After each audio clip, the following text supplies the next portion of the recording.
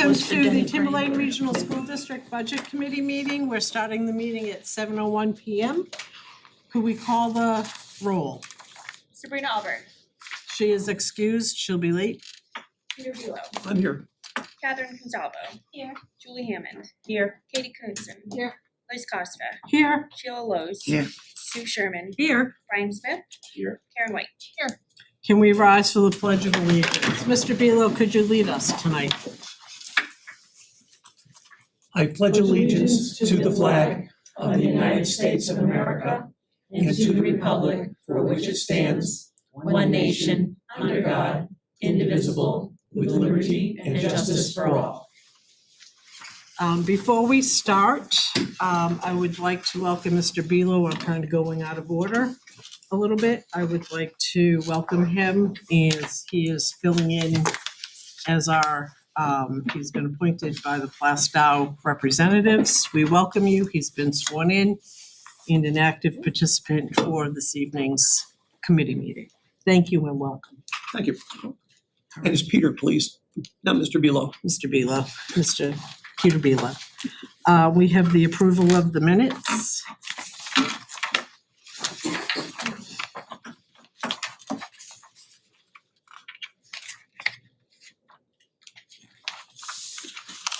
Make a motion to approve the minutes as read, as printed. We have a motion to approve. I'll second that. We have a second. All those in favor? 7. Abstentions, 1, 701. Next, we have correspondence. Have we received any correspondence? Okay, I have not. Karen? Nope. All right. Delegates and individuals. Do we have anybody here for delegates and individuals? No? Okay, we're just moving along. Thank you. Next is administrative report. Well, we would be happy to slow them down a little bit. Thank Start you. talking a bit. Maria's got 6 things for the committee tonight, and I'll walk through 2 things, and I'll walk through 6 things after Okay. she's done.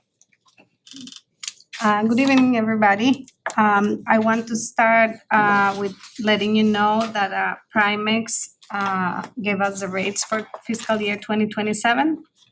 The property and liability insurance is increasing by 9%.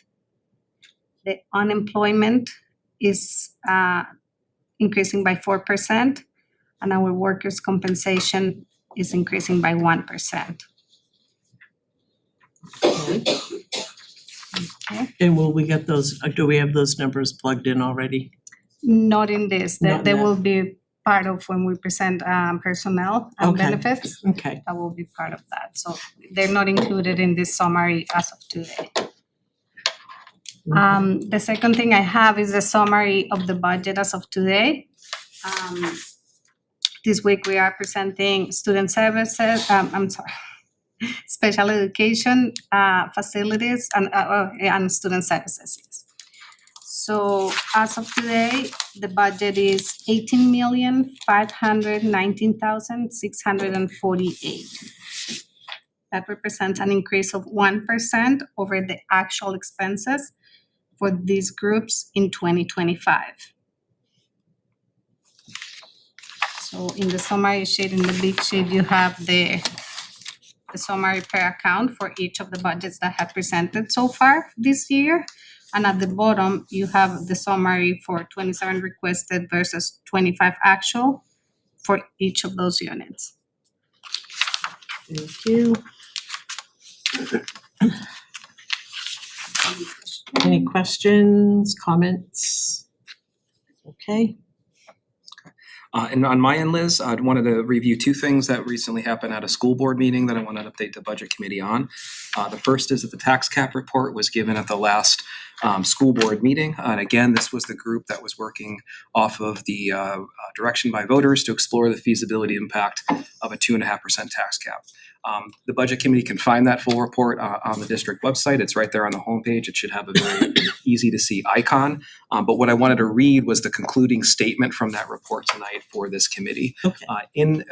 After review of the legal considerations, looking at other New Hampshire comparable school districts that have tax caps, and looking through our own fiscal situation. That committee concluded that there was an agreement that under the current legislative requirements, implementation of a 2.5% tax cap would increase risk and uncertainty during the budget development process, and the district could not maintain staffing, program, and service levels. So I'd encourage people on this committee to read through that report. It's there and available for you. You could also watch the school board meeting and see the discussion the board had as a result of that report with members of the committee to present. And that date was the last school board meeting here. I think it was October 13th. Okay. Other thing that was presented at that same meeting was the preliminary methodology for moving toward full day kindergarten in terms of the fiscal impact. The board had asked me to report out on our current model. You could see that in the kindergarten presentation about what our model looks like now in terms of staffing, where in the budget is supported, how many kids have accessed it in terms of historical enrollments over time, how many of those were full-time, how many of those were part-time. And then in terms of the fiscal model, we gave the board really three things to think about. If they decide they want to move in that direction, three things will happen. The district is going to lose tuition money that it currently collects from families. Second thing that will happen, it will also gain additional adequacy money for kindergarten students that it's not collecting right now. And the third would be a reassessment of staffing to see if we needed to increase or decrease any staffing to meet the student population needs. The board's charged me with firming up some numbers. Marie and I are working with the school finance department at education. Timberlane's unique. We're not very easy to kind of figure out. It's a complicated system we have here in terms of how we do tuition for families. So we're really trying to work with them to see what students would qualify for that additional adequacy money. So the next meeting on November 6th, I'm really hoping to present to the school board not only fiscal numbers that would be actuals about what would be a cost that we could move toward, but also the benefits of kindergarten just as programming. They've asked for those two things, and we'll be delivering them on November 6th. In terms of budget meeting here, two things to follow up on. I think I raised last time the potential for EFAs. These are the education freedom accounts here in New Hampshire where families can access money at the state level in kind of replacement for or seek other ways to kind of educate their children. The state is getting a little bit better at tracking how many of those students there are and actually who they are. We feel like we're making good progress here to be able to evaluate and run some reports here to get some numbers. And I'm going to continue to report back what we're learning as we figure out how many of our students are accessing those monies and where they are and what that fiscal impact is here for the district. As we continue to learn more about that, as most school districts are, we'll bring that information here as well. Also, last meeting at the budget committee, we went through the CIP, and I know there was some discussion and maybe some uncertainty about what that final number got to. So I wanted to present some history to the budget committee tonight.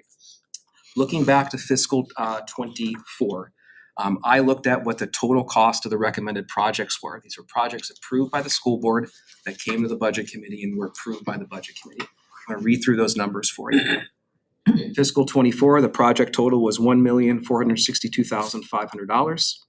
Fiscal 25, the projects amounted to $1,575,437. Fiscal 26, $1,891,748. And this year you saw four projects totaling $1,750,000. In every one of those fiscal years, the administration recommended a total budget of $1,892,000. So that is what the CIP budget has been over the course of the last three fiscal years. It's what we are recommending again for this year, although it's in excess of what those recommended projects are. This goes back to the first time when the budget committee added $1 million to the CIP line, and that number has stayed consistent in the budget since then. I just wanted to offer that as some information and clarity for the conversations that took place last week. Looking forward, I'm going to be in Plastow at the Board of Selectmen on November 3rd. This will be the last town I'm going to visit. We're talking through 3 fiscal years. We're giving the Board of Selectmen a wrap for fiscal 25. We're giving them some information where we are currently in fiscal 26 and what we're projecting. And then most importantly, we're talking about fiscal 27, what this group is doing here and where we are on track for a budget. And also moving forward, I want to ensure the community and certainly the budget committee, even despite the government shutdown, and I know there's lots of conversations with what's going to be happening with SNAP benefits, want to assure our families that the school lunch and breakfast program, we've heard from the commissioner today, will go uninterrupted. And those students who receive free and reduced lunch, we foresee and are guaranteed are going to continue to be able to do so across New Hampshire schools and here in Timberlane. So with the uncertainty, I wanted to bring that certainty to families. Okay, I appreciate that because I've been getting a lot of that at work as well. Yeah, okay. Any comments or questions with what the superintendent has just shared with us? Mrs. Sherman? Yeah, I really have some concerns about what we did with that CIP information the other night. And when I got home, I really did a lot of thinking about that. We heard a presentation for 1.750. That's what I believe we should have recommended and voted on. And we took our recommendations back because Maria said something about, we've always added some extra money there. That's not my understanding, clearly. You added money, not the CIP. So CIP was what we presented and what was voted on. 1.89 is not CIP, 1.75 is CIP. So I'm gonna have this committee at least reconsider, listen to what I have to say and reconsider it. If the committee then wants to amend that number to add the extra, the budget committee is welcome to do that, but the CIP committee recommended 1.75. Thank you for sharing that information. Any other comments or questions?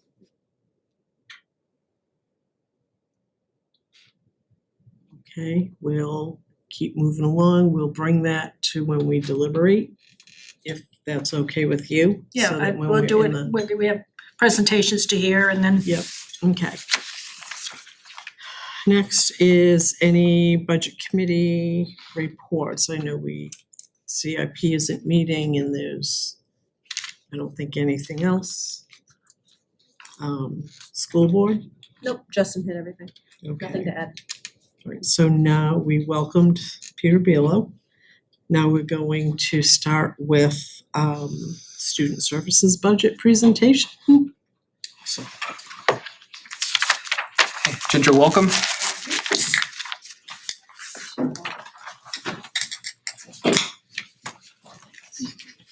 Do you have the magic tool, Ginger, to operate the slideshow, or is that? Okay. Up and down buttons should be fairly. Well, it's always an adventure, so we'll see.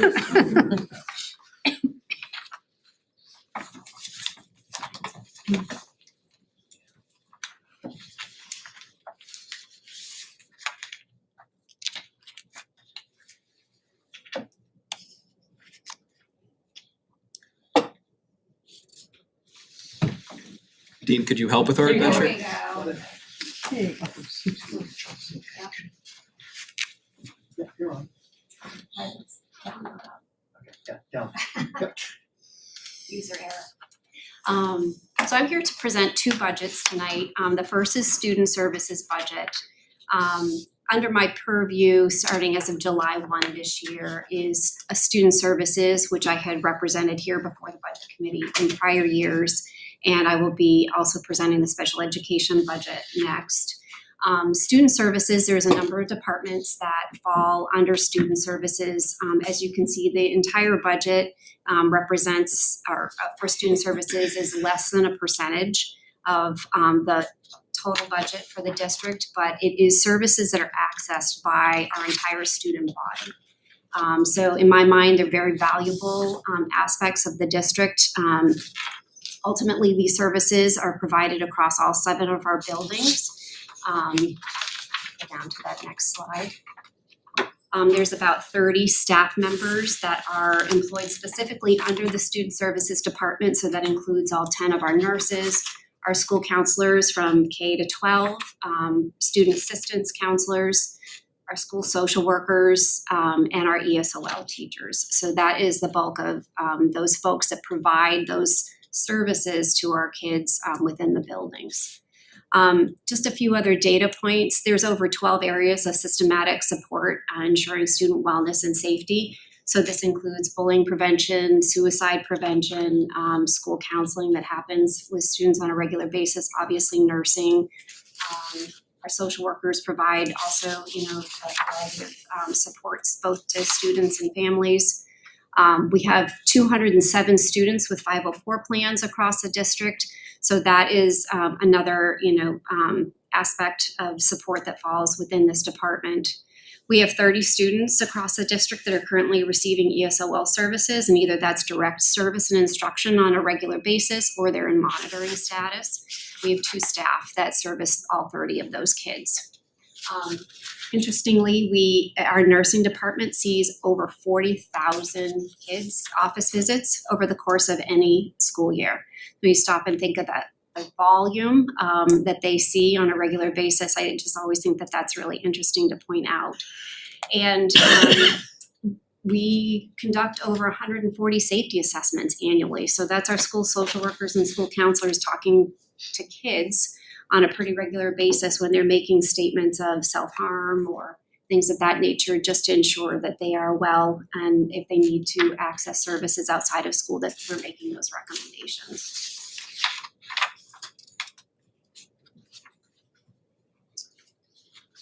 So my overall proposed budget for fiscal year 27 is $342,530. That's $11,000 above what my actual expenditures were for fiscal year 25. The 3 biggest budget drivers for the Student Services Department, 2 of them are tuition expenses for LEAs, so other schools basically within the state and outside of the state, where we may tuition students under best interest determinations. So in state, we budgeted $68,000 for that expense. Out of state LEAs is $30,000. And then the other biggest expense really within this budget is contracted services for student services, and the number that's up there is actually not correct. It should be the $80,000. Oh, let's see. I updated it and then I can. Yeah. Sorry about that. That's okay. So that number should reflect $80,000. Essentially, that budget line covers various things like we do provide BCBA supports for regular education and students, as well as students with 504 plans. We have 12 trainers, CPI trainers across the district. Every 2 years, they're required to recertify for that training. That comes at an expense of about $29,000. Supplies for training other staff across the district is about another $7,000. And then we have additional expenses, 504 expenses, vision, hearing, other contracted services that we are federally required to provide. So those are the 3 biggest drivers for my budget. Aside from that, we have supplies, supply budgets that are necessary for the nursing department. They're really much more minor aspects. In terms of thinking about the future, just some things that I would like to think about in terms of future budgeting down the road. Just given the needs of our students as the social emotional needs increase and we're seeing more families that need support, we'd like to consider the possibility of having a social worker both at the middle school and high school level at some point down the road. We do see the potential need for additional school counselors, again, just as our school populations are increasing somewhat, and 504 numbers, as well as just general supports for kids. The social emotional curriculum that is provided to students throughout the years, we do see the need for some additional support around that. CPI training, as I mentioned, is a cost that we incur on a biannual basis. So every other year, we're having to recertify all of those trainers, and that comes at a cost. However, it does allow us to build capacity within our district so that we can train our staff on de-escalation techniques and provide more safety for our students. And then additionally, just thinking about FBA training, that's functional behavioral analysis. So it's looking at the function of student behavior so that we can determine how to best intervene and provide supports to kids so that we can help them learn how to regulate.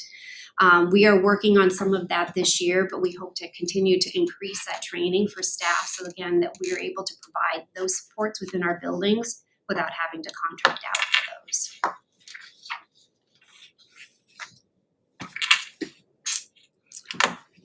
Any questions? I'm gonna go right out of the gate. Sure. the LEA, the tuition for the other LEAs, how many students does that affect? I don't know that number. Currently, Is that- there's 2 students in the district, for Okay. in-state and 1 out-of-state. Okay, And again, this is predicated on RSA here in New RSA, Hampshire, yeah. where families now have an avenue to request a change of school placement through the Okay. superintendent or through the school board through manifestation educational hardship. all right, thank you.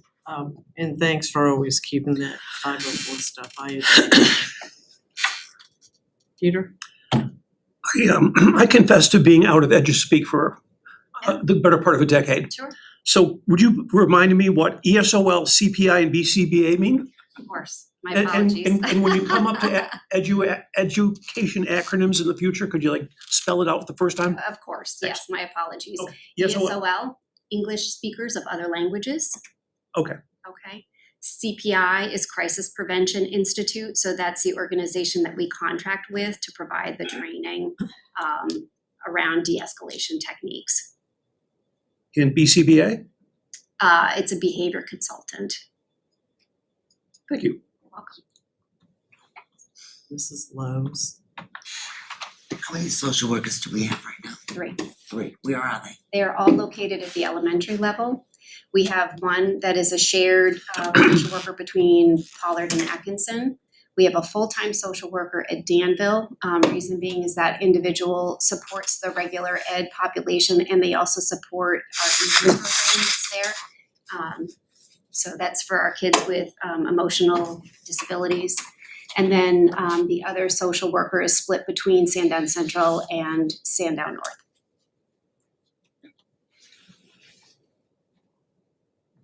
And you're looking for one at the high school and the middle school in the future? Yes, please. And are these on our payroll? Do we actually hire these people or do we contract? They are hired. They're direct hires. Yep. You're Oh, very I have- lucky to get them. Thank you. Any other questions? Mrs. Sherman? Do the 40,000 nursing visits include vision screening, or is that separate visits? That's a great question. Oh, thank you. Yeah. I believe it's all visits, Okay. everything that's documented in SNAP.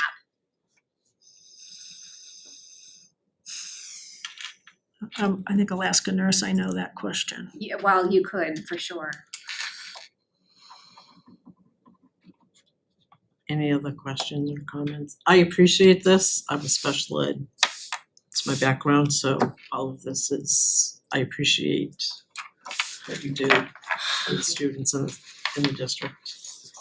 If there are no more, I'm gonna flip on over to, are you up next? I am up next, so. Hey. I'm gonna go to special ed.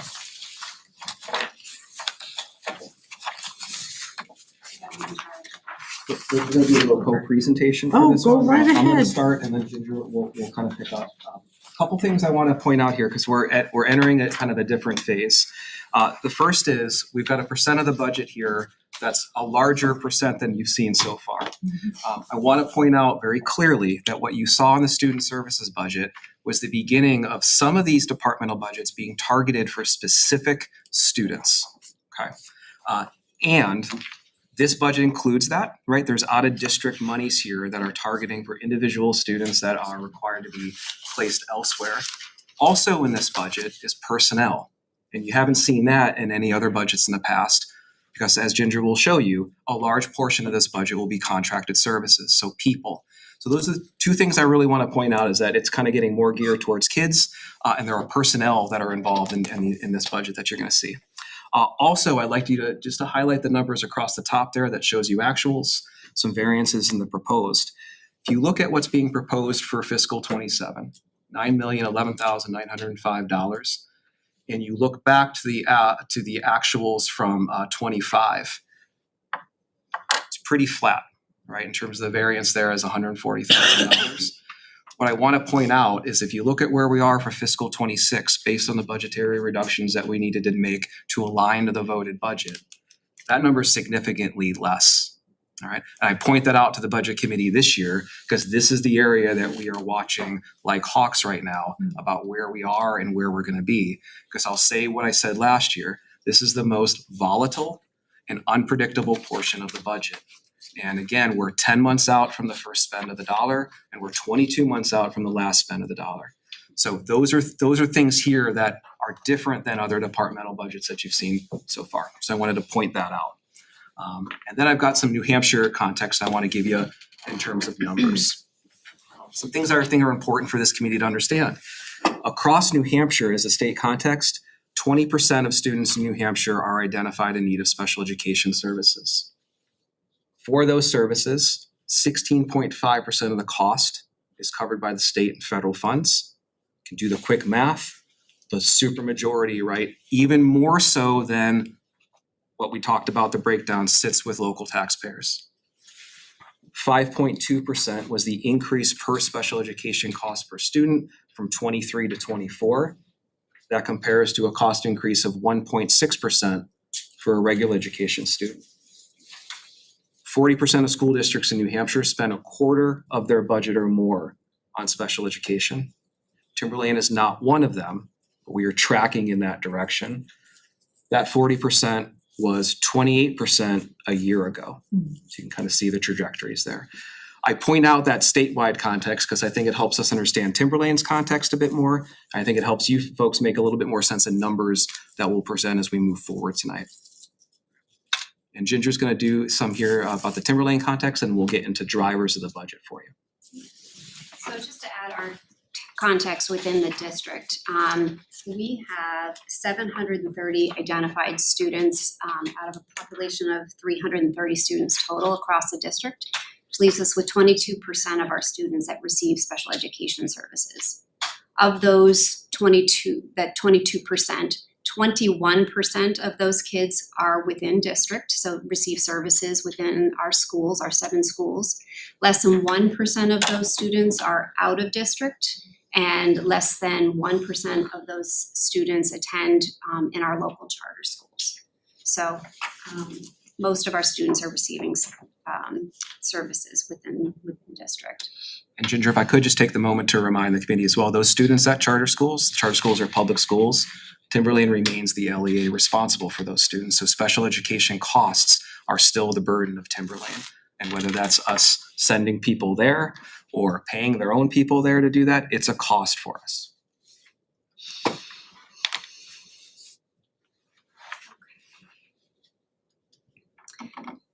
So I just want to preface by saying that in the world of special education, as Justin mentioned, there are a lot of variables that we cannot control for. Some that we can, but there are many that we can't. The unpredictable nature of the work that we do is regularly impacted by the constant ebb and flow of our student population, state regulations, and changing in funding streams. Our role as special educators, or educators in general, is to make sound decisions based on the individual needs of our students without considering cost.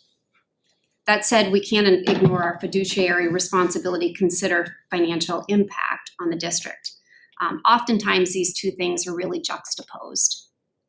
Over the last few months, since I started since I assumed the responsibilities of the special education department, really taken the time to take a deep dive into the department's budget so I can understand where the balance lies between need and fiscal responsibility. I hope that this is a budget that I've presented to you tonight. The largest budget drivers that you'll see here are contracted services, which accounts for about 47% of that total budget. Out of district expenses, which accounts for 28%, and transportation costs, which accounts for about 15%. So under contracted services, over the last few years, we've had an increased need to hire contracted services because we are not able to hire for the positions that we need in order to provide these federally required services to our students. Currently, we have about 62 contracted staff across the district, and this encompasses psychologists, our behavior specialists, speech pathologists, special education teachers, and paraprofessionals. Also, what falls under contracted services are the vision hearing services that we provide to students, and we contract for those. The charter school services that Justin spoke about, so oftentimes we contract with other agencies to go to the charters to provide those services because we don't have enough staffing within district to do that. Or we may contract directly with the charter school if they have a special education department. We always look at what is most financially advantageous. We also have partner programs within the district. So we have partner programs with the New England Center for Children. We have 3 of those across the district right now. We have one at Sandown Central, one at Atkinson Academy, and one at the middle school this year. Those programs help us to keep kids, helps us to provide an increased level of service to students that may need that. Particularly those students that have autism spectrum disorder, and they need special curriculum and programming. Generally, from year to year, we see an increase in about in contract rates from about 3 to 5%. So we kind of anticipate that inflation in the cost, and that is built into the budget. And I believe you have the specific numbers, but I can go through those. As far as in fiscal year 25, we spent about $4,884,000 in contracted services. We're on track to spend over $5 million this year. For the budget fiscal year 27, I've requested $4,557,000, $767. That in addition to when we don't fill positions, we have salary lines that we can transfer to contracted services to make up some of the gaps so that we're not kind of double dipping there. Out of district expenses, these expenses are also highly unpredictable. We typically budget for an additional student at each developmental level in the event that we have a student that may move in to district, so that we have those resources to be able to provide that service. I will say this year in September of 2025, we had 5 new students move into district that require a level of service that we're not able to provide in district. So just to I use that just to illustrate the volatility. We don't know, we can never know how to anticipate those expenses from year to year. But I think we try to be responsible in how we budget for them. We're also seeing that out of district schools oftentimes now are charging sort of a la carte, if you will, for related services. So OT, speech, PT, counseling, those things are now priced out separately above and beyond tuition. So the costs continue to grow for those particular services. And then just lastly, transportation expenses. Last year, we were contracting with outside agencies quite frequently because First Student wasn't able to provide enough routes for us. This year, they have been able to provide many more routes for us, which has been really financially advantageous. But we still have students that we can't provide transportation for because we have exhausted the routes. So we look to other contract agencies to fulfill those responsibilities. And again, that just increases the expense. Potential needs for the future. There is already conversation about an additional partner classroom at the elementary level in the next year. Both our programs at Atkinson Academy and TLC are filled to capacity, and we do have other students that could benefit from those services. So there is conversation about adding another partner classroom down the road. There is also the potential for a couple of additional special education teachers at the elementary level. Again, this is just due to rising caseloads that we're seeing. So as those caseloads get to capacity, we may need to consider additional staff. And then lastly, we are talking about the development of an in-district intensive needs transitional skills program at the high school. Right now, we contract with agencies like Easter Seals to provide those services for our students. And I think if we were able to build something within district, we could see a positive financial impact around that. Questions? Anybody have questions for the special ed portion, Mrs. Lowe's? Any idea how many kids have aged out in the last 3 years? Cause I know it's up to 22 now. It is up to 22. I could get that number for you, I don't know I that. mean, we hear about the kids coming in, we don't hear about the kids aging out though. Cause we do have kids that age out. Yes, and graduate and complete Right. their programs, Okay. yes. This Um, year, we're anticipated, and I can tell you it's either 4 or 5 students that will be graduating or completing their programs. So as we have students move in that and need out of district services, we also have students that are leaving, yes. Okay. That's all I Thank have you been for right raising now. that. Mrs. Hi. Wright? Hi. Yeah. The partner programs that you talk about, these are third-party services that are housed within the school? Yeah, so they are programs that we contract with the New England Center for Children, and they come in and help facilitate the program within our school building. So it's a contract that we sign, a mutual agreement. They provide a lead teacher in the program, and then we hire the tutors or the paraprofessionals for the program. We also contract for the ACE curriculum, and then we sort of mutually work together to facilitate the service. So what kind of services because I don't know, I'm curious, what kind of services do they provide? So the students within these programs. I know it's specific to the Specific, students. yeah, specific to the students. Students are students with autism spectrum disorder.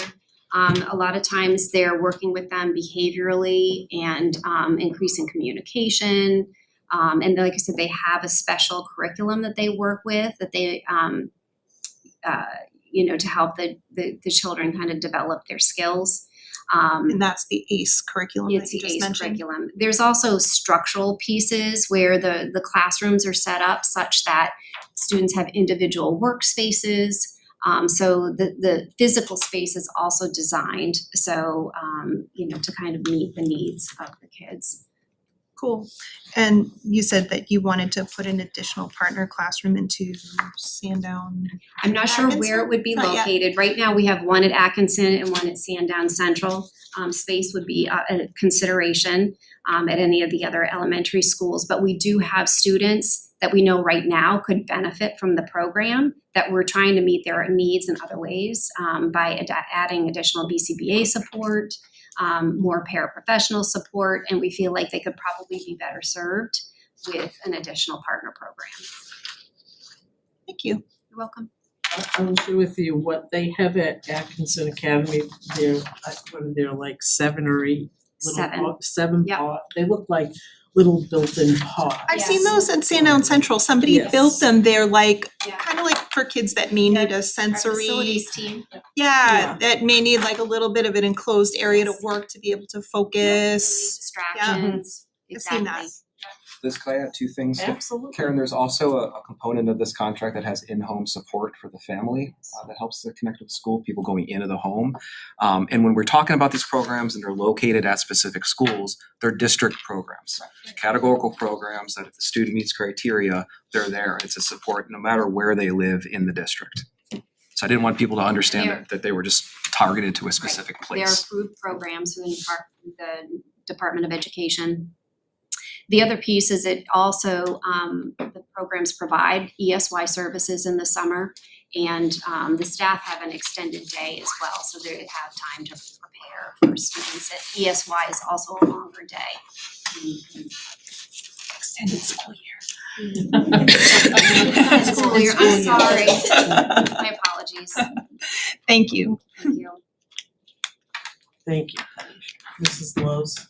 I don't, believe it or not, it's not for you. Maria, can you tell me what the 2025 voted number was for special ed 330, For special ed 330. which is the other professional services?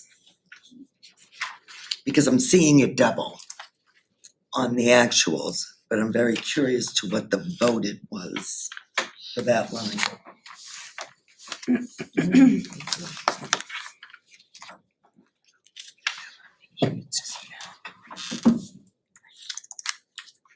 One year to the next, it doubled. So did we pull in more resources, or was it because the rates went up? I would guess it's more resources. So in 2025, the 2025 voted for special education professional contracted services was $1,425,000. $1,425,000. Mm-hmm. So that tells me that there were $3 million in transfers going in there. I'm sorry? Then we had $3 million go in for transfers Yes, and we did from have. other lines. Yeah, and Okay. we did have back then 58 positions that we no longer have. I understand that, but what I'm saying is the actual voted compared to what was spent, that money had to come from somewhere, and I'm guessing Yes, we're. transfers Yes. from other lines. Yes, So I would say that line was very under budgeted yes, for the year 25. yes. correct. And Okay. year 25, correct me if I'm wrong, Ginger and Justin, but I think that's the year that we saw that huge increase in not being able to hire people to fulfill this. Right. needs. So did we get more children in, or did the rates go up, or did we add more people into the district? That seems like a deeper analysis than I will answer in kind of a single sitting. Okay, Um, because it's a big hike. And if it was budgeted for at 1.4 and we spent 4.7, that's a big hole. to provide people and programs. To deliver services that are required. Understood. But what I'm trying to figure out is at $3 million, $3 million plus dollars. So I'm trying to figure out where that hole is. So So it I could be can't, budgeted for better. Does that make sense? yes, it does, but I believe looking back, as I recall, we were budgeting to be able to hire those people, right? We were putting those into positions so we could hire the professionals to do it, but when we couldn't fill those positions, we had to hire contractors. Contractors are exponentially more expensive, Oh, I'm well you know? aware. I'm So trying I to think figure out that's if we where, added more contractors as well because of the need? Or did we just fill those positions? Or did we definitely didn't fill the needed positions. more? What I'm saying is, did we need more people than the positions that were open? Do you get what I'm saying now? You had those open positions. Yeah, I can't didn't speak get to filled. that, but I'm wondering if we pulled more people in. I'd say it like this, Sheila. The need is what it is, right? Right. And we could not hire to fill the need, so we hired through contracted services. Yeah. And to do that, we transferred monies that were allocated to salaries and positions that we couldn't hire for into contracted services to pay for the positions. I think the general concept is the number of contracted service individuals and organizations like NECC has grown. That number has it's not grown, it's exploded over time. And there's a year where it falls off. You can see it in the numbers that you're just looking at right now about the actual expenditures in those lines. Correct. I'm just trying to make it make sense in my head because I don't think it was $3 million for salaries. I think there were extra people brought in. I think not just those open positions. There were more. Are you alleging that the money transferred to the two contracted services came from other areas than salaries? No. Okay. What I'm saying is I think we brought in more people than we had open positions. Are you saying more employees or More contracted more people contracted because they than we couldn't? had open positions. Probably for the need, but that 3 million is a big number. I'd think about it the other way. If we hired, we would have brought in more people. We can't bring in more people because we're paying more per person. There's only so much money in the budget to be able to Understand what expend you're that saying, stuff. but I'm wondering if we brought in extra help because we needed it on top of those open positions. I don't know how else to answer that aside from we hire the people that we need to provide the services that are required. I understand. You understand where I'm going with I do, this? but I'm trying to figure out how to word it, but it will be for another If you day. understand it, and if you could say it a different way, so I I could provide cannot a right now. better response, I'd be happy to listen. I need to formulate. Okay. I need to formulate what Sheila's looking for. I get it, but I need to. Any other questions while I'm thinking? Mr. Bealow? Again, I apologize, my experience base is a little dated, but a decade ago, there was an organization called Surest Stress. that we were able to pick up a lot of professional services from, and then they imploded, I believe. Is there something risen to fill that vacuum, or do you have to go individually with, no organization to approach for all of these professional services? So we still use Harass. Oh, they are still around? They're still around.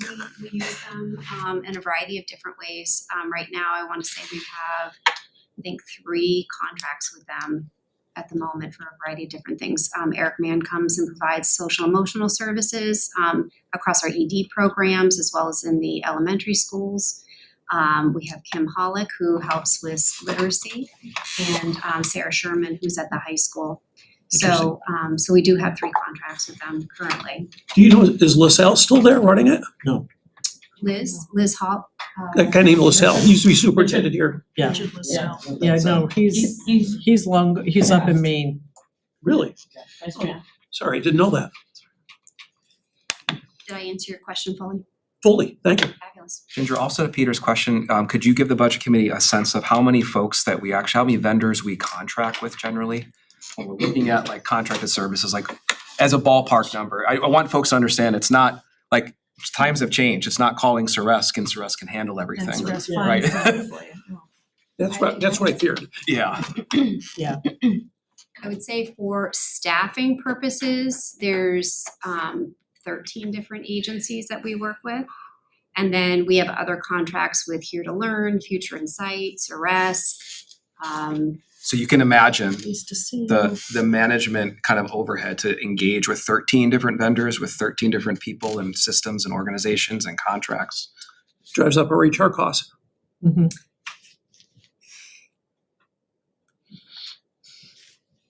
Can I take a stab at Sheila's question? Go right ahead. And at fully acknowledging that the answer may come at a later date.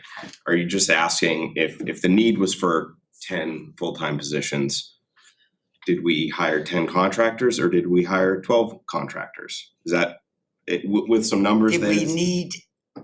if there were, I'll put it this way. If we needed 4 speech therapists, okay, and then all of a sudden we had a need, we had 4 open positions, but we brought in the 5th person because we had a need. So we took that money from salaries from somewhere else, obviously. But what I'm wondering is if that need for that extra person had to come in. Do you understand what I'm saying now? Could the 4 speech therapists cover for that 1 extra? Is that what you're saying? No. Okay. What I'm saying is if Then I'm we not thinking- needed 4 speech therapists that we had open positions for that we're trying to fill, we go to, say, Ceresc, and then we have a kid come in and we realize we now need 5. Yep. We only have 4 open positions, so we're using that money for the whatever. Yep. But we need a 5th one, so we're gonna take that from parent money, special education parents, because we can never fill those. Do you see what I'm saying now? I do understand what you're Because saying. the I need don't know was the bigger. answer. No, I know, but Because the I don't know need what was the bigger. numbers were exactly. I do Then understand what you're Swap asking. for swap, that's all. I cannot answer it because I don't know the numbers and I don't know the Just need. wondering if that's what made it implode, because we had more kids that needed more services. And it I imploded think that it's way. more than I one think factor. I would say. I think it's a whole bunch I of don't know factors. if this answers your question, Sheila. I obviously wasn't running the department in 2025. I would say it's probably similar to what we do now, is that we take a look at every IEP that we have across the district and we do an analysis of time. And we figure out what we need for staffing to meet those federally mandated requirements that we have in IEPs. I think we try to make responsible decisions about what students need and making sure that we're putting appropriate services in IEPs so that we can see, our kids can see the growth. And so that's how I think we go about planning for services. I have one more question. Oops, I sorry. think Julie had a question Sorry. as well. Yeah, I mean, I think it goes along the lines of what you were saying, but when you're doing this budget, you're budgeting, for a future time. And if in that time frame you have people move into the district that you can't predict for, that Sheila might be why you saw that cost go up. Okay. Hey, one more question though, this Okay, and then, for Justin though. okay, Are we still pulling in interns from the colleges?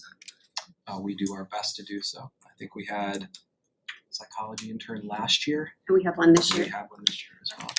No speech, none of them There get, was just a proposal that came for an OT intern that may be Perfect. starting this year. okay. Good question, because I got to hear that for the first time. That's fantastic news. I think it's a great resource, Yes. and I think we maybe can pick them up afterwards, so. That, I've absolutely. had social work interns in the past as well, so. Like I said, I think it's a great program. I think if you can get them in, and we may have an opportunity to keep them, that would be even better. And just to add, Ginger, just so, I know, last year, there were over 20 vendors for contracted services that her team's managing. So that's, a lot of different avenues where you're getting your services from. any other questions? Comments? Thank you so much. And again, Thanks so I much, Ginger. appreciate, this is a big big undertaking, and special ed really is a good portion of our, thank you.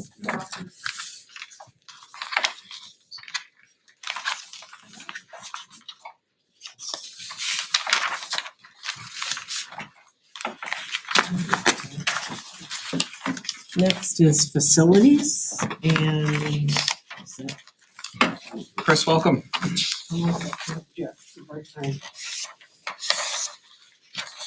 Good evening, everyone. I'm Chris Martin. I'm the Executive Director of Operations and Special Projects, and this evening, as has been noted, I will be presenting the maintenance and facilities budget for FY '27. You can see that our budget is 5.81% of the big pie known as the Timberlane budget. We're projecting roughly 4.78 or requesting those dollars for the next fiscal year.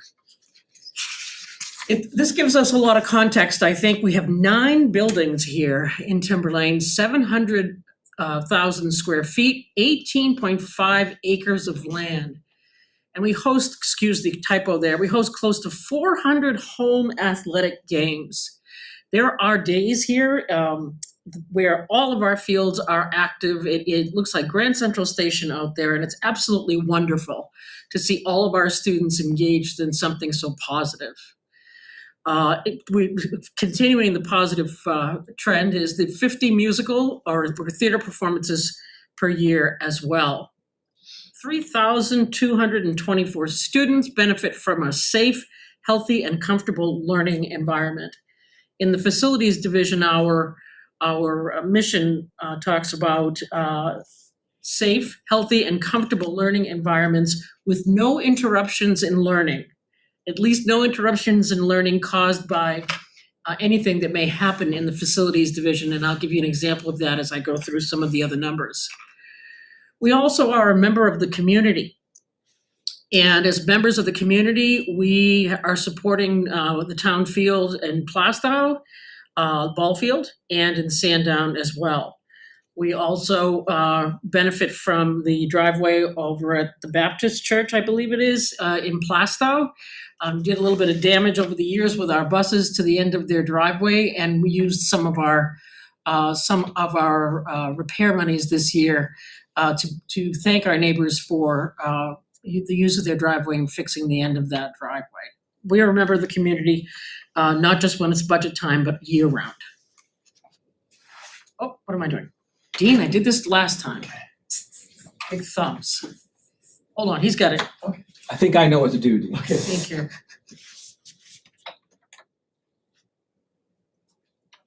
Thank you, Justin.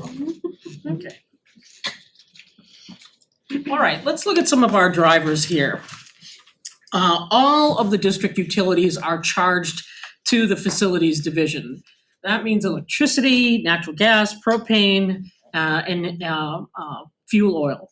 That's 18.2% of the facilities budget.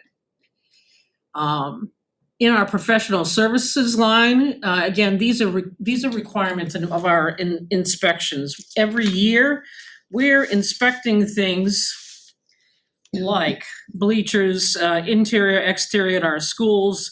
We need to be treating the boiler water in each of our buildings. The building automation system, which I'll talk about later, is a part of this cost. The contracted professional services, that being those unanticipated costs that come with running a large district like this, such as when Sandown North had a septic failure last year, and we pumped septic product for about 9 days in order to keep that school open. There wasn't 1 minute of instruction missed because of that failure while we were waiting for parts to arrive for the pumps. Elevator inspections, generator preventative maintenance, gym equipment inspections, fire suppression, et cetera, et cetera. I'm really looking forward to seeing the stage rigging at the PAC and the turntable. Just as an FYI, the turntable that turns that lovely section, it's a railroad repair company that comes in to do that inspection and repair. It's pretty cool to see. It runs on some sort of track like that. So again, that's 4.8% of our budget, but again, that's a significant driver. Our general repairs, that would be meaning our 430 line, if you give me 1 second to make sure I'm giving you accurate information here. Our 430 line is for things like building permits, door locks and keys, fire panel repairs, floor maintenance, general repairs that are unanticipated. Okay, because again, much like your home or my home, I just had a driveway installed. We planned for that, but I don't know what else might happen in my home throughout the heating season or at other times. So we need to be prepared again to meet our mission, no interruption of instruction. We also have some planned cycles of repairs, a painting cycle. We have a cycle of roof repairs and inspections, water filling station updates, et cetera, et cetera. So that would be our 430 line. 610 is supplies. So this includes our custodial supplies as well as the supplies used to treat our fields. And as a reminder, our fields are not just our athletic fields on the secondary campus. Our facilities division, our grounds division, services all of our schools. And so whether it's playground mulch or regular mulching or other types of things, that's included there, along with some very specific, this is 610, some very specific and sophisticated grass products in order to treat the athletic fields, such as, give me 1 second. I'm old school, I use paper. In any case, that is all encompassing of those types of supplies. $150,000 of that is just cleaning supplies, paper towels, toilet paper, paper products for our schools. Excuse me, I misspoke. So we have 610 ground supplies and then construction services grounds. We put those both together for you because they are relative to our grounds work. And give me 1 second so I can give you again, as I said, an accurate example of that product. Okay, so in ground supplies and maintenance, it would be field grass, again, loomed trees, shrubs, playground mulch, etc. And the 430 line or the 420 line for construction services would be things such as tree maintenance that we can't do with our own folks, core aeration, and double disc seed coring, et cetera, crack sealing in the driveways, field repair, granular and spray applications, irrigation repairs, top dressing, and then what we refer to as front of the house softscape contract, which we do twice a year for the secondary campus and our other schools where we hire a company to come in and do some major weed removal, mulching, et cetera, things that our own team cannot get done during the athletic season because of the volume of work that's needed in the athletic season. I learned the other day that it can take 2 or 3 hours to line the football field. And any guess at how many gallons of paint are used to line the football field? 15. 40. That's what I said. I would never have guessed that number. And then, of course, we have our construction services, which is our CIP line. You see at 1.8, et cetera. So the seeds for the future. You know, we have fleet of vehicles. I don't know if all of you know this, but our grounds crew does snow removal and salting, et cetera, for the secondary campus. The other schools are done by the towns. So we really need to pay attention to our plow materials to make sure that they are up to date. We have a truck that's aging out at 2014, but it is still a very good truck and still doing its work. So we did not propose any vehicle replacement this year. We added a van last year because we added HVAC tech and did not want our guys to be sharing trucks because that's inefficient. We want, especially when you're talking about HVAC, we want to get the work done. So future vehicle replacements, that's maybe not next year, but the year after. Continued assessment of the infrastructure to include upgrades and efficiencies. If we look at our high school at 60 years old, if I have that number correct, we have our eye on our high school as is noted in our lease energy efficiency projects and our CIP projects.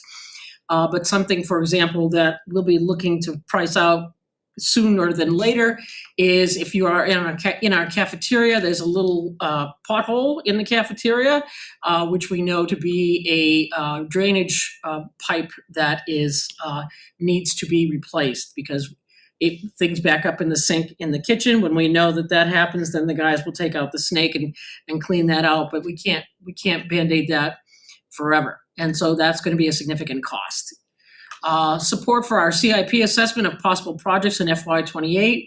I've enjoyed my work with the CIP committee and appreciate their wisdom and historical knowledge of our buildings and our needs. And so we continue as a facilities division. I sit with our maintenance team and we talk about the projects so that I can contribute to that committee with feedback from the guys that do the work on a daily basis. And the continued improved use of our building management system to achieve utility savings. You may hear us talk about BMS, building management system, or building automation system. I've grown to like it. When I first arrived here, it was a source of irritation for me. But ultimately, as a part of our energy conservation process, and I've been playing with our building with that system in looking at when is the building being used. So you all have until 9 o'clock and then no more ventilation or heat. I'm kidding. But that's the kind of thing that we're going to get really good at. In each of our buildings that has the automation system, we'll be bringing Pollard on board. After we're going to be spending $4.1 million on Pollard through the lease project. We'll be bringing Pollard on board to the automation system, and we'll be setting some standards for when and our experts from the energy efficiency group, we're starting to talk about, if you start all of these systems at 6 o'clock in the morning in our schools so that they're warm enough when the children arrive, now you're increasing your cost of your electricity. There's some sort of everything starts at the same time and the electricity goes up. If we stagger the start times, we're going to drop our costs. Didn't know that. So we're gonna be doing things like that going forward so that we can improve on those efficiencies and get the best bang for our buck from that lease project. I think it's time for your questions. Any questions? Mrs. Lowe's, let's start us off slowly. How many grounds people do we have? We have 3 grounds people and a grounds manager Okay, for all 9 of our buildings. so the custodians don't mow the lawns anymore at the They do not, the elementaries? correct, Okay. When you talk about the field at Sandown, yes. we talking about the one behind TLC? I can't speak to that because I was not involved in that project. Is that the field behind I TLC? don't know the exact location, I think it is the one behind Because I don't TLC. think North has a field. No, They have a field, but not a baseball or softball or whatever field. No, we were contacted by whatever Little League kind of runs there and is asking us for us to support. and kinda Perfect, I'm help glad with to the hear that fields. Yeah. because it should be done.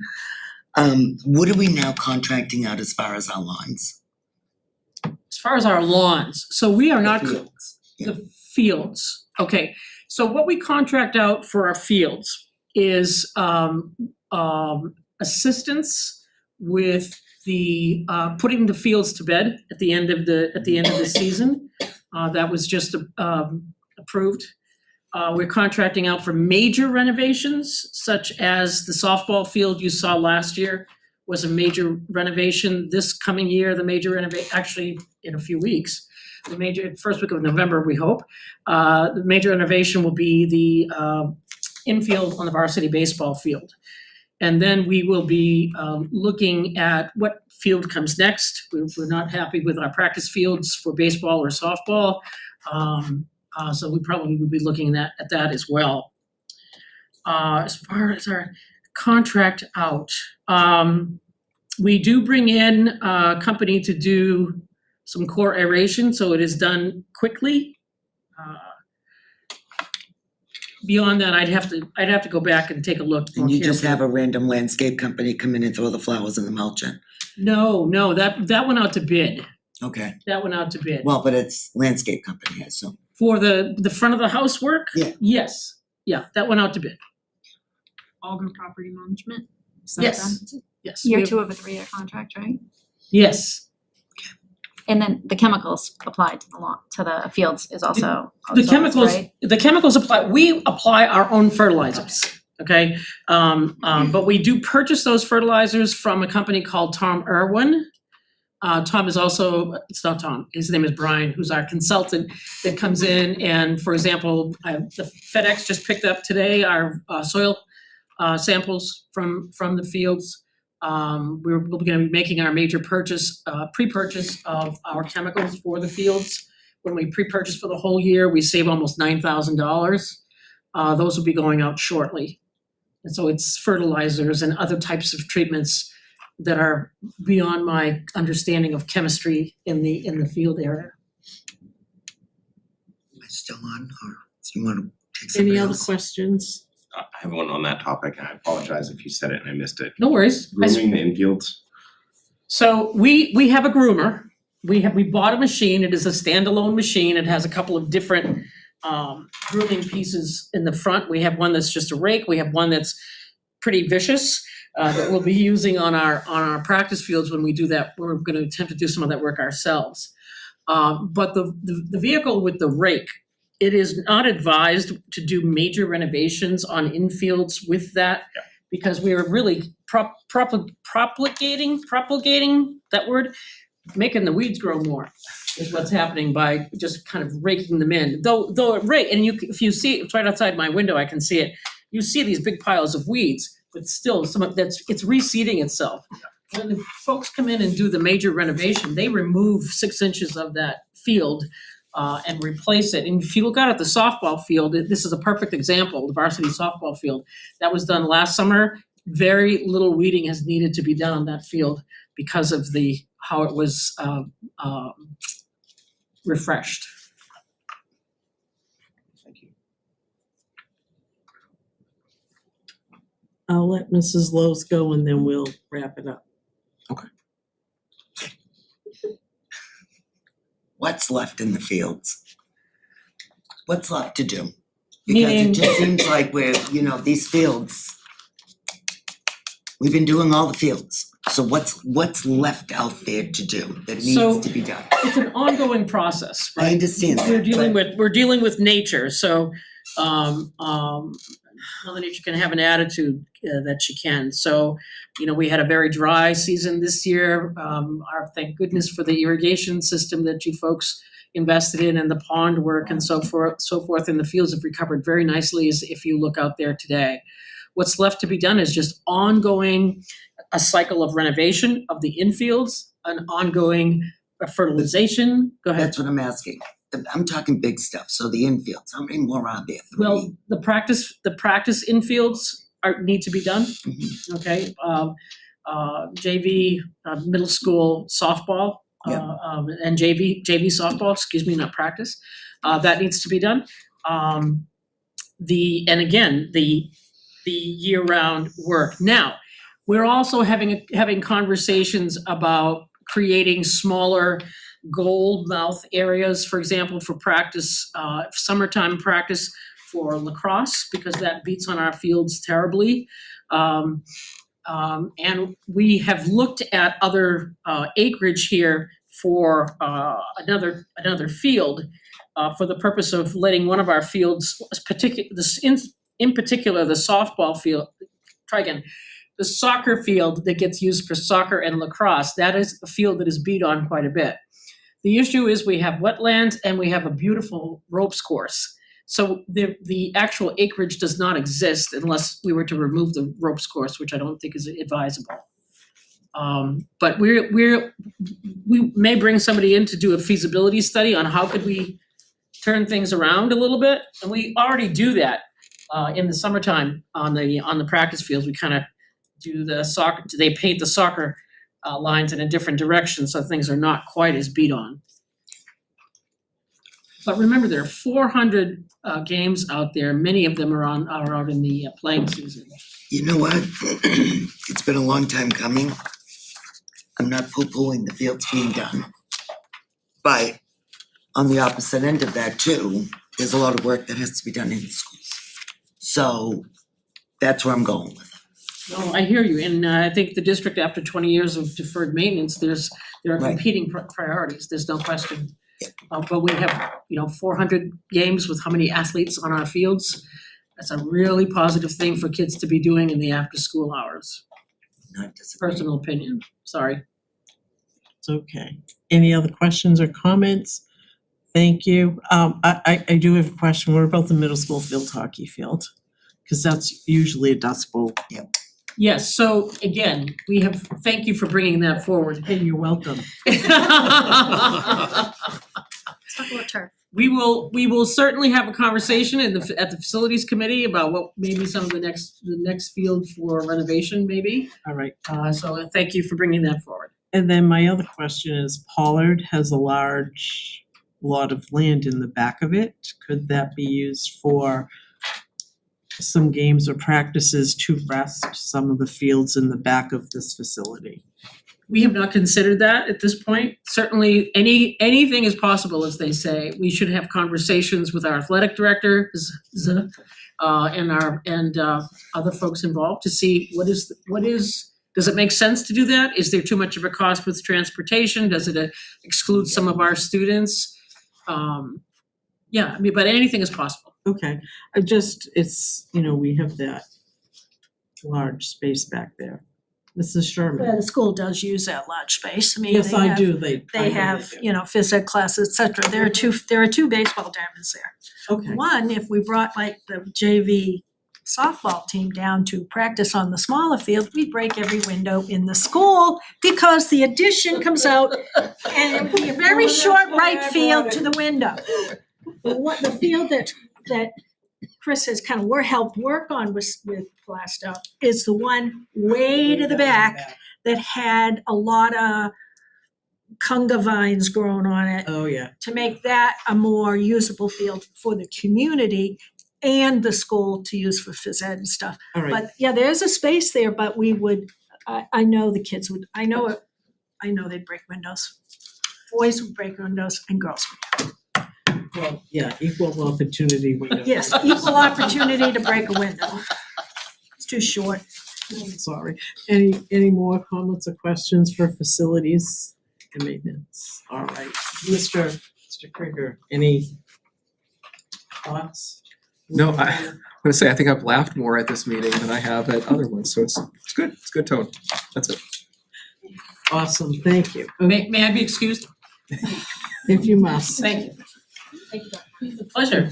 Chris, thank you so much. Pleasure. So we have, I'm gonna go backwards, so. huh?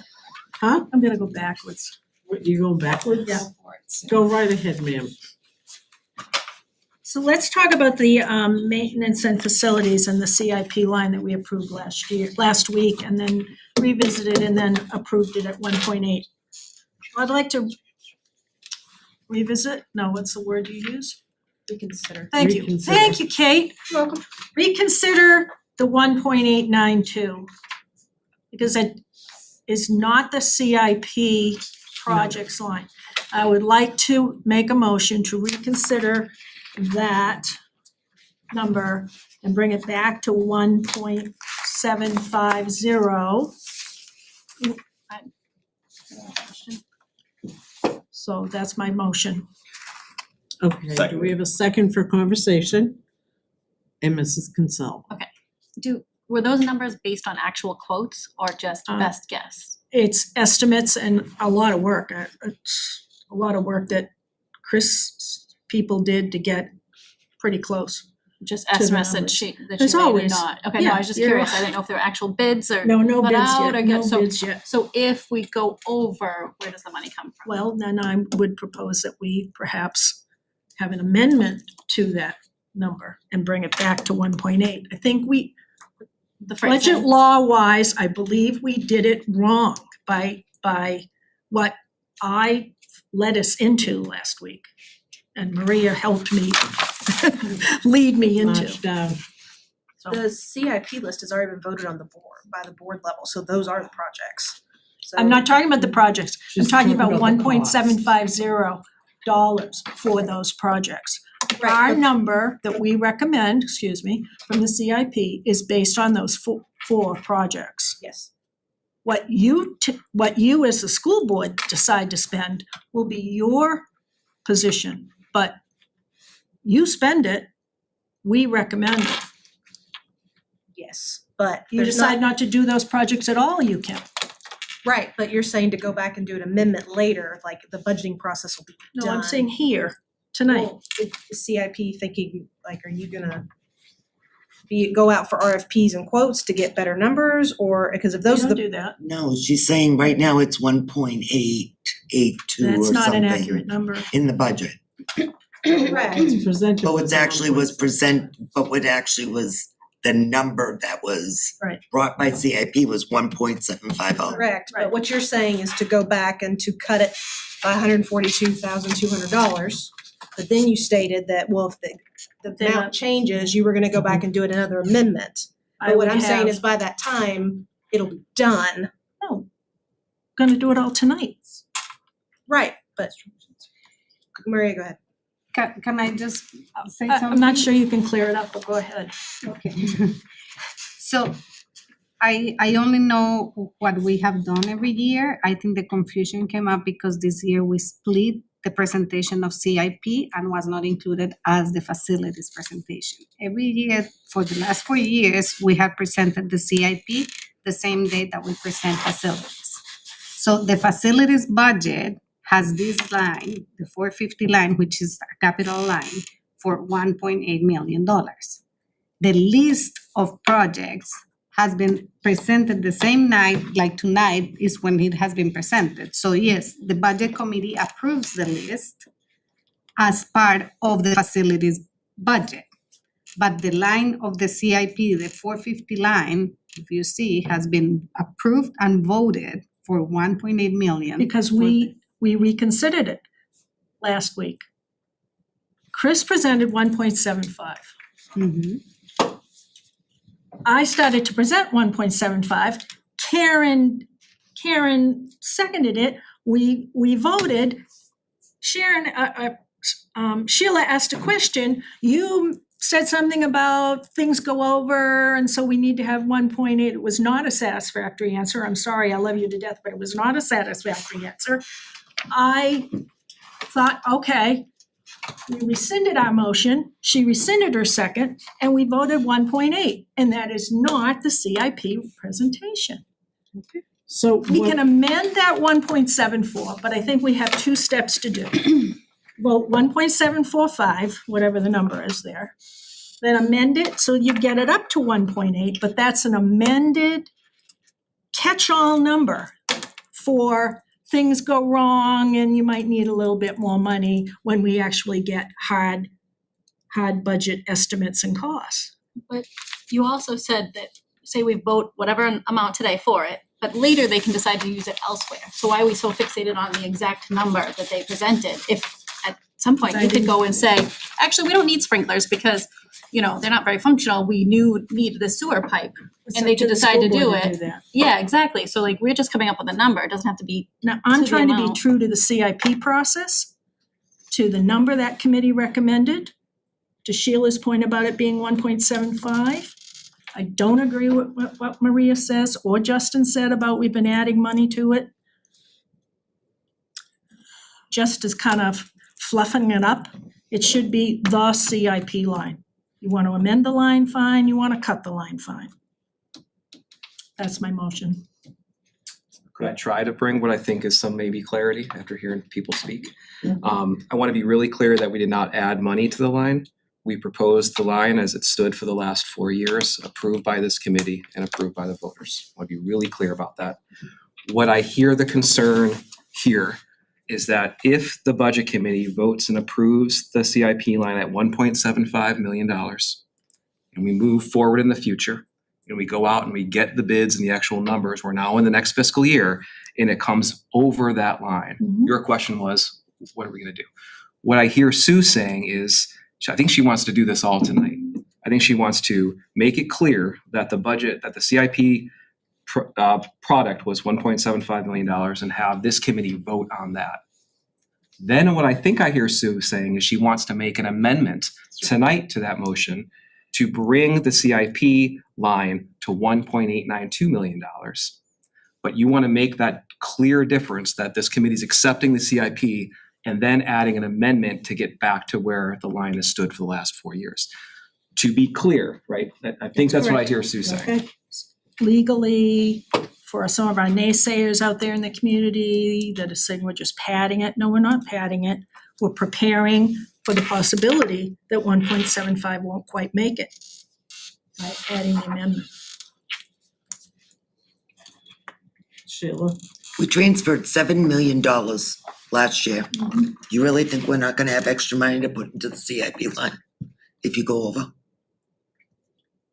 I think, Sheila, the analysis we've done with cash flow this year is we are in a very different position this year than we were at this time last year. We're already $3 million over this year in this budget so far, and we haven't even gotten to salaries of personnel. So I'm gonna throw it out there, that there's always extra money somewhere, and that I don't think it's gonna be a problem if you go over. Because I would like to not run a school district, hoping I would love to run the hoping school that we're district. just gonna make it in the end. Right, but I'd like to have be a a closer to it. strategic and confident way that we're moving forward in a responsible manner. Crossing our fingers and hoping it works out in the end, I don't think is the way to do that. I'm not trying to make trouble. I'm just trying to make it legal and as clear as I see it from it being on the CIP and on this absolutely It's a committee. reasonable, it's just a procedural request. We're just. We're breaking it down to make it clear. Julie? I'm just wondering why, if the CIP committee has reviewed these projects and they've gotten they haven't just pulled these numbers out of the air. No. So they've got it, and they know that this is for projects that are happening in the future, so they must be taking that into consideration. So I really think we should be staying with the number that it was stated at. Why are we increasing it? Even better. Madam Chair, can we invite the chair of the CIP committee to come to the table? Absolutely. He can probably give a little bit more information about what we did at the CIP. Thank you for being so patient, sir. Thank you. Surprised I didn't just. Look, this is, I'll give you an example. When they did the Atkinson Library, we ran $250 million over budget. When we did the Masonry over here for 400,000, they ran 80, 90 under budget. So when you put something out to bid, it's always a shot in the dark. I understand where Justin's coming from. The reason why I even brought this up at the board meeting is because I've been doing this for about 20 years. I sat on Sue and I, we started to see it, we resurrected the CIP. This is just a pool of money. We give the board the CIP committee gives the board guidance and said, this is kind of where we think it should be going. So when Maria and Justin said, you know, you guys voted on projects, I went back, I watched the meeting. We voted to approve the project for a specific amount of money. Now, you guys can do anything you want. You wanna add 200,000, you wanna add 2 million to it, I'm real happy. You wanna knock it down to $1 and say we don't have the money this year, that's okay too. But I think it was a communication problem, because I reached out to about 4 former board members. I have 4 former board members sitting here. And when you voted in this 1.75, nobody remembered that we had done what you guys had said. And I went back and I found where we did it, for complete transparency. So it's, you know, I know how we came to the number on one of those. And the board has the ultimate option which projects get done. If it looks like one went way over, then you do 3 instead of the 4 projects, which would be sad. I'm just happy we're making progress here between the lease projects and the extra money we've been putting into the CIP projects. We're starting to make some real advances around the campuses, so that's a positive thing. That decision's up to you, but again, Sue and I continuously explain what that CI process is, and it is a pool of money that we're gonna use to improve the buildings. Now, I may be speaking out of turn here, but 5-10 years from now, I see that being reduced because we're gonna be caught up, right? We're gonna be caught up with all those major capital and look, our buildings, the high school and the middle school are old. You know, do you guys think that these buildings aren't gonna reach their end of life in 20 years? You know, those are realistic things that Dr. Martin left that we talk about, because when you wanna get in line for money, you gotta do it way out in advance.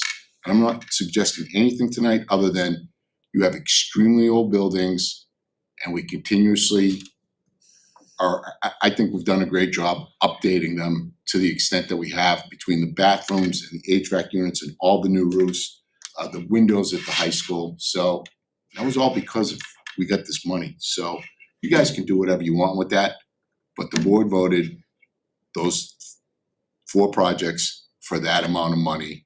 And now it's up to you guys to use your discretion to do whatever you want. I like Sue's idea procedurally, but that's not my business, but thank you for the opportunity, and I'll leave it at that.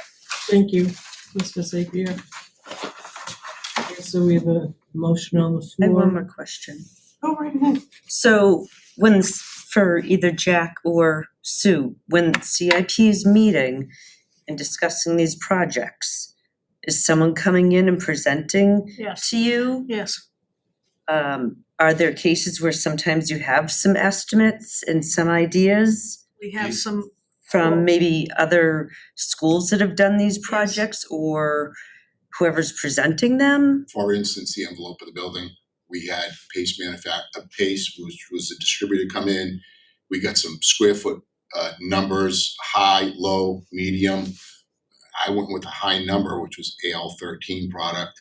And basically you can double the price of the material for the labor cost, and they told me that was spot on. And then we put in a buffer in there for insulation and some peripherals like demo and things like that. So we actually raised that number by $100,000. I was hoping you were gonna say that, that's when I called you up to because we didn't want to say. be short, right? So so that answers your question, Julie. Yeah, We get because back- it's we not get- like you guys are just sitting there going like, oh, we'll do that outside that building. There was- What do you think that's gonna cost? I mean, Well, there was a window- I was on CIP. Right, we- You get For instance, there information. was a window replacement and it had an astronomical number attached to it, and we're like, there's gotta be something else here, engineering or structurally.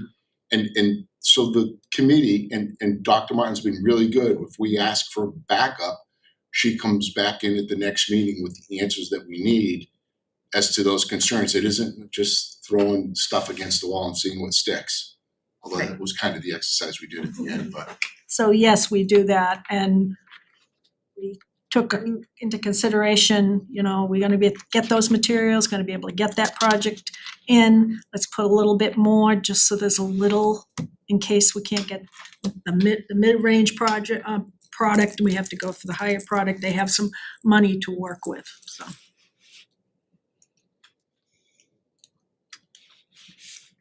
Okay, we have had a motion and Second, second. Any more discussion or shall we take a vote? could you please repeat the motion? Yes. Because it's been a while and it's gone. Which motion, the original one? Or Yes, the one that's so from- Sherman Just me. motioned and Brian seconded. Motion to reconsider the motion to accept the CIP budget of 1.892. That was at the last meeting. So we're gonna. That's not what you're That's not looking what- for. That's not what we said, right? Is that what I said? Motion to Tonight. So you had to make a motion to reconsider. Correct. And then you all should have voted on it. And so you all need to do that, and then you need to make a motion of To what you amend. want to amend it. To amend it to the 1.75. So Brian, I wanna reconsider, that's one vote. Second vote is I want us to vote on 1.75. So let's do the reconsider. Second vote, and the third vote is an amendment to bring it to 1.89. Okay, so one at a Somebody time, understand what I'm saying? So one Thank you, at a Brian. time. Yes. So the first one is to reconsider. You have to do it individually. Yeah. Right. Let's break it down so it's clear and concise. So all those in favor to reconsider the 1.892, thank you, sir. Unanimous, we're all doing that. The next, you wanna make the next motion? Make a motion to recommend for review the CIP project and budget number at 1.750. 5-0. Second. Doesn't matter, take one. And I believe we've already discussed it. So any more discussion? Okay, all those in favor of accepting the 1.750? Unanimous? And then, I'd like to make an amendment to the CIP project line for review by adding, what's the difference, $142,200. 142, 200. 200, 142,200 to bring the total line to 1.892. 200. Okay, so we have the motion. Who's seconding it? And we have a second. I didn't second, I said who's seconding it? Mr. Bealow will second. So that's to, say that again, Mrs. Sherman, To amend the CIP line to the by $142,200 to make it the 1.892,200 number. Okay, we have that. Any discussion? All those in favor? 1, 2, 3, 4, 5. Opposed? 1, 2, 3. Motion passes for just review, so it's all broken down neatly. Thank you for doing the bookkeeping. Thank you. You adjourned? Huh? You adjourned? Not yet. You have to vote on all the I saw her packing up, I'm like, wait a minute. So we need to accept the 3 budgets for tonight for So I make a review. motion to accept for review the special ed requested budget at $9,011,905. Second. Okay, so we have a motion and a second. All those in favor? Unanimous. The next one, Make a motion to accept for review the student services requested budget as $342,530. do we have a second? All those in, do you have a comment or No. you sec- make, I'm okay, voting. she's voting yes, okay, Yes. for review. Okay, we're all in. And then finally, where are we, the facilities budget? Facilities budget. Make a motion to accept for review the facilities requested budget at $4,670,310. Second. We have a second. All those in favor, any discussion? We're good to go. All right, we have one more budget for the next meeting on the 13th of November, which transportation and personnel. And then, Will we have numbers on the group insurance and all that, teacher retirement and all that with that? Yeah, that's Personnel. benefit, yeah, personnel. yeah, personnel will be Will done. we have the CBAs on? I'm sorry? CBAs? No? We're still negotiating. Okay. Those will come because we'll do a group chat with the school board, I believe at some point, maybe. Yeah, I think that may actually be on our calendar, isn't it? It is the one after next. So we do, I so think it's on the November 13th. November 13th, we're meeting with Oh, I'm sorry. November 13 is transport. it's either the 11th or the 15th. I believe.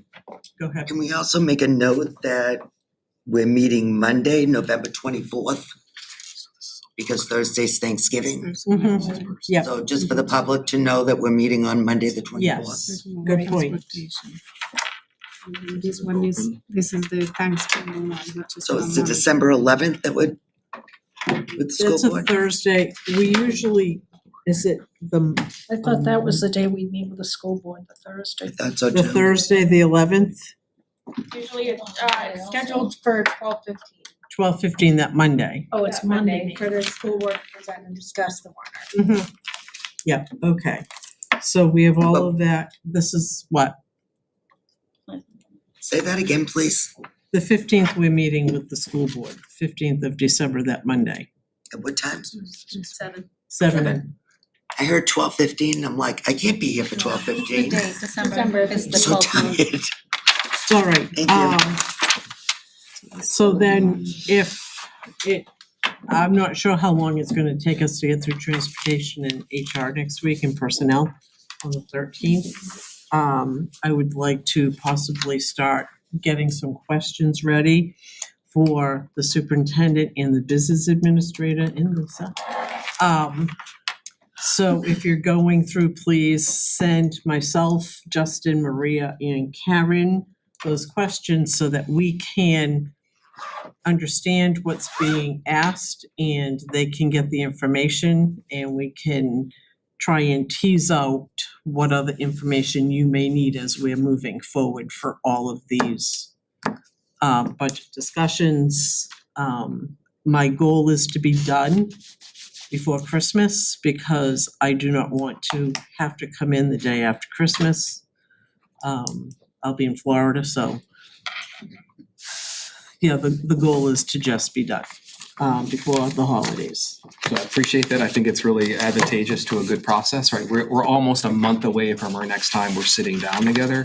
It's a lot of time to go through, so if there are inquiries, and if we can prepare things to bring back for that next meeting, I think that'll help the committee kind of move forward to an efficient end, so. So if there ain't no other business to come before the board, this committee, we're adjourned.